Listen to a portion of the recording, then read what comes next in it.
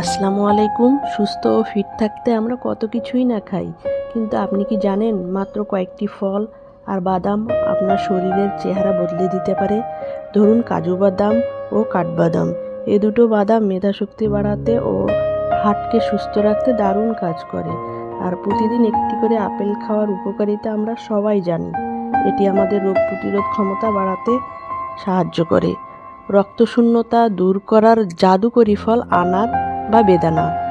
আর মস্তিষ্কের মতো দেখতে আখরোট কিন্তু আসলে আমাদের ব্রেনের কার্যক্ষমতা বাড়াতে সাহায্য করে।